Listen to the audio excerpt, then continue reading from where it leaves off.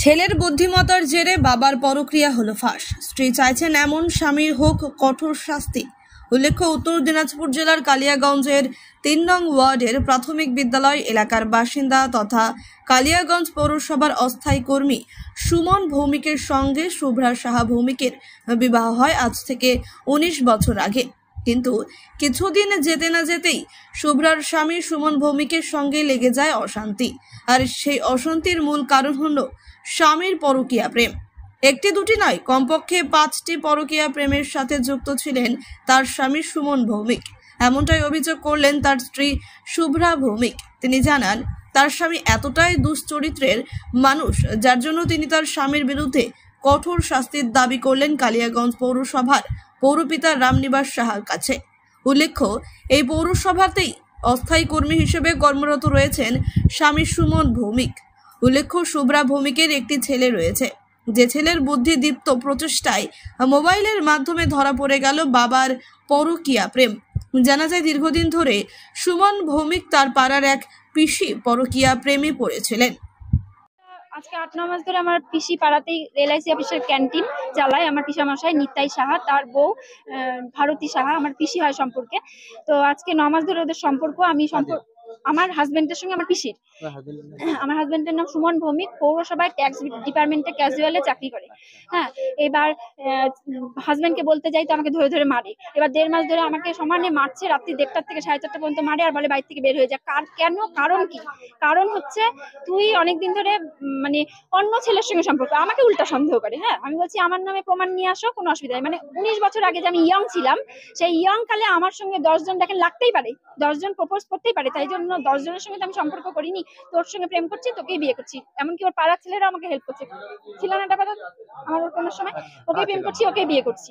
এবার পাড়ার লোকেরাও সবাই বলছে যে আজকে 19 বছর ধরে আমি মার খেয়ে খেয়ে মরছি, একের পর এক সম্পর্ক, এটা দিয়ে 5 নম্বর সম্পর্ক। এতদিন আমি মিডিয়াও করিনি, থানাও করিনি, কিছু করিনি। তবে পৌরসভায় জানতে পারলেন আমি মোবাইলে আমার ছেলেকে আমি মার খাওয়ার পরে আমি 7 দিন হলো বাড়ি ছাড়া হচ্ছি।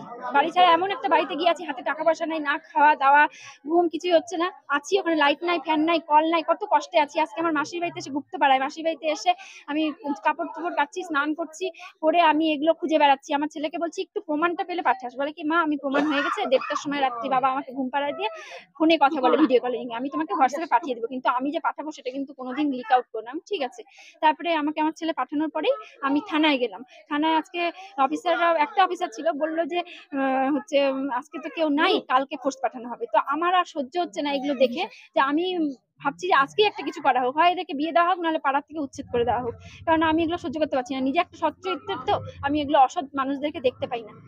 আপনারা যা ইচ্ছা হয় করুন, আমি আমার স্বামীর সঙ্গে আমি সংসার করতে চাই না, ছেলে নিয়ে বাঁচতে চাই, যে আমার ছেলে। এই বিষয়ে পৌরপিতা রামনিবাস সাহা বলেন, তার কাছে একটি অভিযোগ জমা পড়েছে তার এক অস্থায়ী কর্মীর বিরুদ্ধে।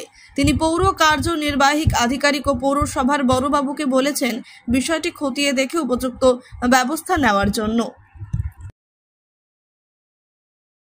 যদি একটু বলতেন কি ব্যবস্থা নেওয়া হচ্ছে?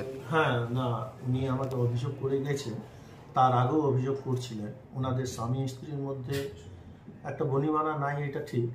তারপরেও উনি যে একটা ভিডিও প্রোভাইড করছেন, সেটা যে আমার স্বামী অন্য স্ত্রীর সাথে সম্পর্ক আছে, সেটা নাকি ওনার কাছে ভিডিও আছে, প্রমাণ সহিত।